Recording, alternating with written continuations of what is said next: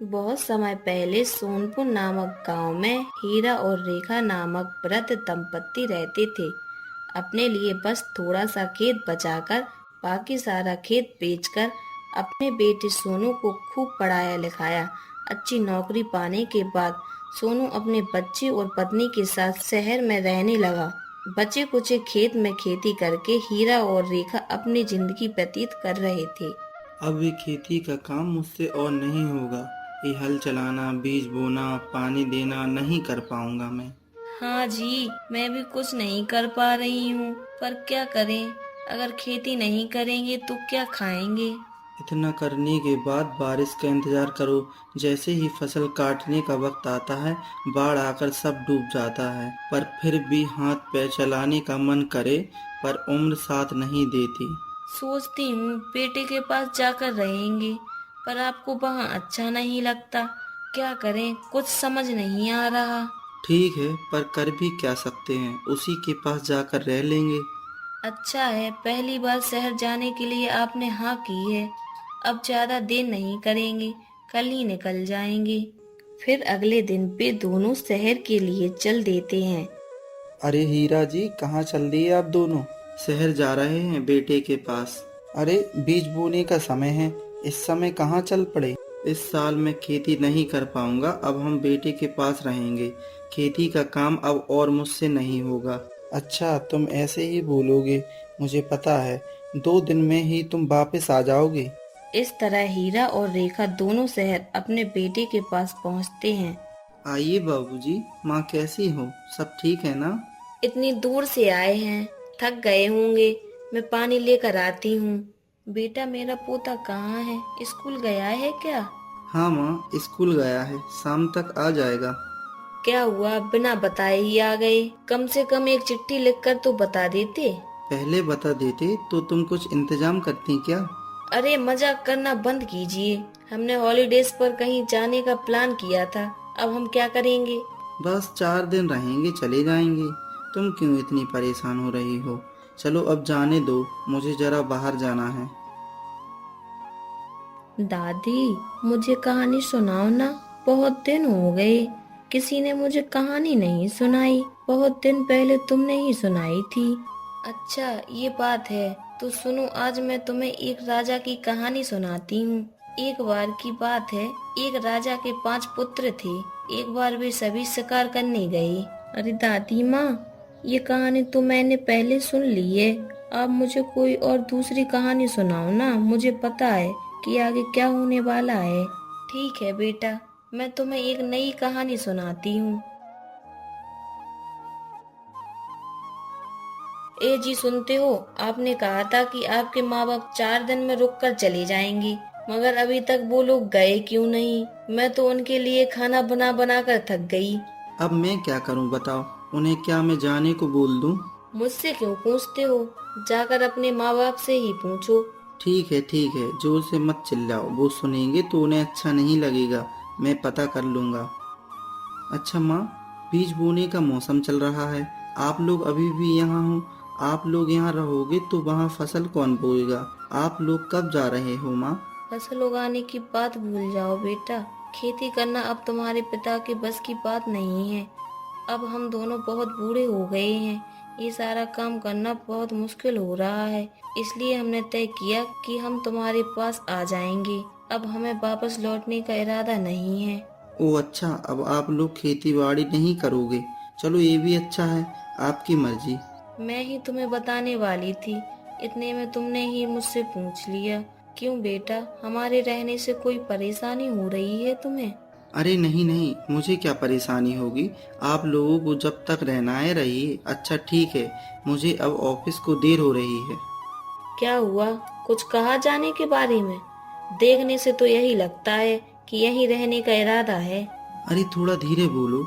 माँ ने कहा कि अब वो वापस लौट के नहीं जाएंगे, यही हमारे साथ ही रहेंगे। अरे अब उनकी उम्र हो गई है, अब वो मेरे साथ नहीं रहेंगे तो और किसके साथ रहेंगे? अच्छा, ऐसी बात है। आपको उन्हें देखने की ताकत होगी, पर मुझे इतने सारे काम करने की ताकत नहीं है। देखने से तो यही लगता है कि आप तीनों ने ये पहले से ही सोचा होगा। अरे तुम इतना क्यों गुस्सा हो रही हो? उनके रहने से तुम्हें क्या परेशानी है? उनकी तरह वो रहेंगे, तुम्हारी तरह तुम रहो। ऐसे छोटे से घर में इतने सारे लोगों का साथ में रहना मुश्किल है। बगल में एक छोटा सा घर है, उनसे कह देना वो वहीं रहेंगे। इतना खाना बनाकर मुंह में ठूंस दूंगी, खाकर चुपचाप रहने के लिए बोलिए।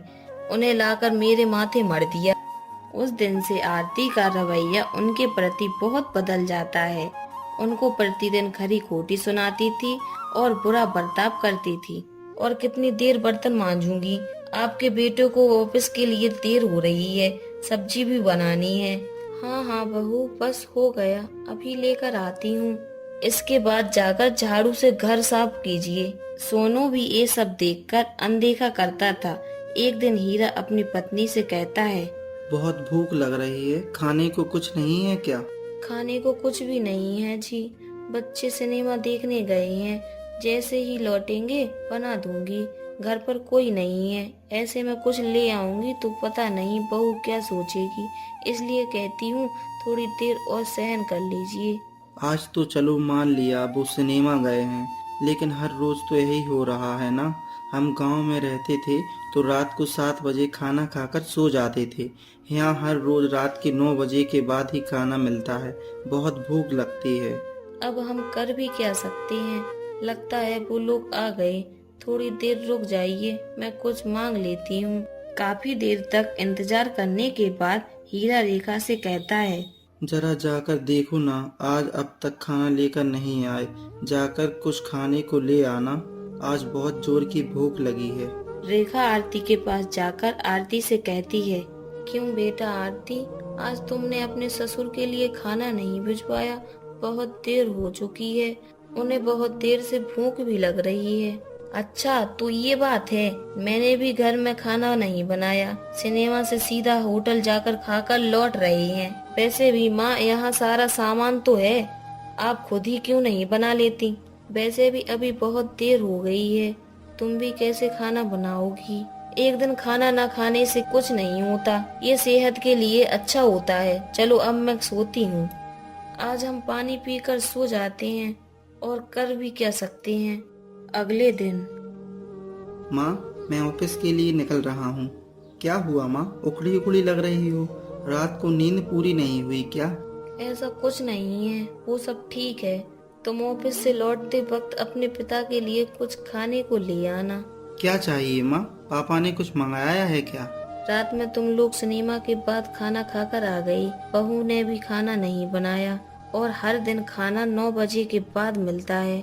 मैं तो भूख सह लेती हूँ, लेकिन तुम्हारे पिताजी से भूख सहन नहीं होती, इसलिए मैं तुमसे कुछ मंगवा रही हूँ। अच्छा, तो रात से आप लोगों ने कुछ नहीं खाया? ठीक है माँ, मैं लौटते वक्त कुछ ले आऊंगा। सोनू उस दिन ऑफिस से आने के बाद आरती से कहता है, आरती, ये क्या?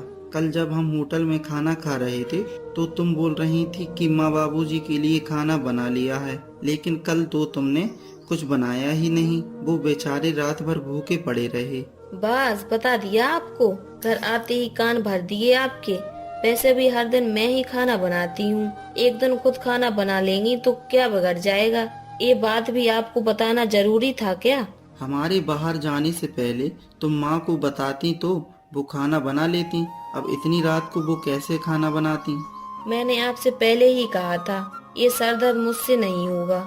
उन्हें लाकर मेरे माथे मर दिया। वैसे उस रमेश जी को देखिए, उनके माँ बाप को वृद्धाश्रम में भेज दिया, और अब वो भी खुश हैं और ये भी खुश हैं। पता नहीं मेरी परेशानियाँ कब कम होंगी। छोड़ो, जाने दो, उनकी समस्या वो हल कर लेंगे, हमें क्या करना। आप चाहे जो भी बोलिए, अब उनकी सेवा करना मेरे बस की बात नहीं है। इतना सब कुछ करके भी बातें सुननी पड़ती हैं। अगर आपको इतनी ही चिंता हो रही है तो उन्हें वृद्धाश्रम में भेज दीजिए। मेरे माँ बाबूजी की जिम्मेदारी मेरे कंधों पर है। वो मुझ पर भरोसा करके आए हैं। मैंने ऐसा कब कहा कि आप उन्हें छोड़ दीजिए? बस उन्हें वृद्धाश्रम भेज दीजिए। आप चाहो तो हर हफ्ते हम उनसे मिलकर आएंगे। इसी तरह कई दिनों तक आरती और सोनू के बीच झगड़ा होता रहता था। जब रेखा को इस बात का पता चला, देखिए हमारे लिए ही ये दोनों झगड़ा करते रहते हैं। हमारे लिए वो झगड़ा क्यों कर रहे हैं? हमने उनका क्या बिगाड़ा है? हम दोनों का इधर रहना आरती को बिल्कुल पसंद नहीं है। वो हम दोनों को वृद्धाश्रम भेजने के लिए सोनू से जिद कर रही है। मैंने पहले ही कहा था, हम अपना देख लेते हैं, 2 रोटी खा लेते पर खुशी से तो रहते। मना करने पर भी तुम यहाँ ले आई। आते वक्त गांव में ढिंडोरा पीट कर आए थे। वापस गए तो लोग बोलेंगे कि बेटे ने निकाल दिया और इज्जत उतारेंगे। हे भगवान, अब हम क्या करें। ठीक है, अब हम लोग कर भी क्या सकते हैं। हमारी वजह से वो क्यों झगड़ा करें। शायद हम लोगों का वृद्धाश्रम में रहना ही उनके लिए अच्छा है। गांव से यहाँ शहर ले आई और अब कह रही हो वृद्धाश्रम में जाकर रहेंगे। ठीक है, जैसा तुम ठीक समझो। सोनू अपनी पत्नी के सामने हार गया और अपने माता पिता को वृद्धाश्रम ले गया। कुछ ही दिन बीतने के बाद उसी आश्रम में रहने वाले बलदेव जी हीरा से बात करते हैं। हीरा जी, आपके यहाँ 2 महीने हो गए, आपको यहाँ कैसा लग रहा है? सब कुछ ठीक ठाक तो है? सब ठीक ठाक ही चल रहा है। अब इस उम्र में क्या फर्क पड़ता है। आपका तो फिर भी अच्छा है। आपका बेटा तो महीने में 1 बार मिल लेता है। मेरे बेटे से मिले तो 3 साल हो गए। 3 साल हो गए? कहाँ रहता है आपका बेटा वैसे? बहुत पढ़ा लिखा कर मैंने उसे अमेरिका भेज दिया, ऊपर से 2 करोड़ की जायदाद भी लिख दिया। तो धन्यवाद कहने के लिए वो महीने का 10,000 भरता है और मुझे यहाँ अलग छोड़ा है। माँ बाप हर वक्त सोचते हैं कि हमारे संतानों को कोई परेशानी ना हो, इसीलिए उच्च शिक्षा भी दिलाते हैं और बाद में जब सब कुछ हाथ लग जाता है तो हमें ही भूल जाते हैं। जी हाँ, जब मेरी पत्नी मर गई तो आखिरी बार देखने तक नहीं आया था वो, और अगर कल मैं गुजर गया तो शायद मुझे भी देखने नहीं आएगा। आप यहाँ क्यों रह रहे हैं? चले जाइए अपने बेटे के पास अमेरिका, वहाँ उनके साथ रहेंगे तो आपका वक्त भी अच्छा कटेगा। अरे नहीं नहीं, यहाँ रहते थे तभी मेरी बहू के साथ बहुत लफड़ा होता था। खुद के घर में खाना खाने में भी कभी कभी शर्म लगती थी। यहाँ फिर भी ठीक है, वक्त पर खाना तो मिल जाता है। मैं यहाँ ठीक हूँ। अगले दिन सोनू अपने बेटे को लेकर आश्रम अपने माँ बाप से मिलने आता है। पिताजी, दादा दादी इधर क्यों रहते हैं, हमारे साथ क्यों नहीं रहते? अरे नहीं नहीं बेटा, जरूर आएंगे। उनकी उम्र हो गई है ना, इसलिए इधर छोड़ा है। अच्छा, इसका मतलब ये है लोगों के बूढ़े होने पर इधर लेकर आते हैं। अरे नहीं नहीं बेटा। अरे वो देखो दादी, जाओ जाकर दादी से मिलो। दादी, आप कब आओगे घर? जल्दी चलो ना, मुझे कहानी सुनाने वाला कोई नहीं है। जरूर आऊंगी बेटा, तुम मन लगाकर पढ़ाई करो। इस तरह थोड़ा समय बिताकर सोनू अपने घर चला जाता है। उस दिन रात को, माँ, हम एक कार खरीदे क्या? ये कार बहुत अच्छी है, मुझे बहुत पसंद है। अरे बाप रे, ये कार तो बहुत महंगी है। तुम अच्छे से पढ़ाई करो और एक अच्छी सी नौकरी पाकर अपनी मनपसंद कार खरीद लेना।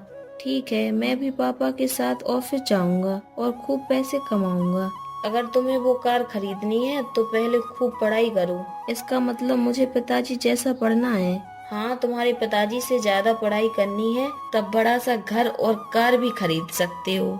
ठीक है माँ, मैं खूब पढ़ाई करूँ। कितनी प्यारी प्यारी बातें कर रहे हो। तुम मुझे अपनी कार में घुमाओगे ना? जरूर घुमाऊंगा। पापा और आपको कार में बैठा कर ले जाऊंगा और दादा दादी के पास छोड़ दूंगा। तब आप दोनों भी बूढ़े हो जाओगे ना।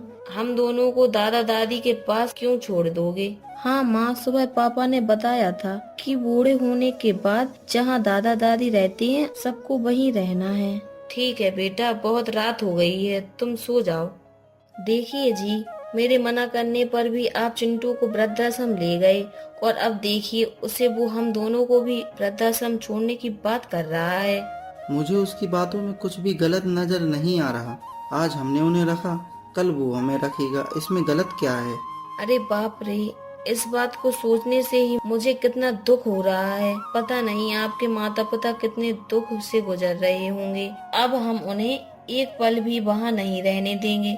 हम तुरंत उन्हें वृद्धाश्रम से ले आएंगे। अरे उनको वापस क्यों लाना चाहती हो? फिर से झगड़ा करने के लिए? आज वो वहाँ पर शांति से हैं, उन्हें वहाँ पर ही रहने दो। ऐसा मत कहिए, मैं उनकी देखभाल अपने माता पिता की तरह ही करूंगी। आप उन्हें कल ही वापस ले आइए। इस प्रकार अपने बेटे की बात सुनकर आरती अपनी गलती सुधार लेती है और अपने सास ससुर को वृद्धाश्रम से लाकर अच्छी तरह देख रेख करती है और चिंटू अपनी दादी से अच्छी अच्छी कहानियां रोज सुनता है।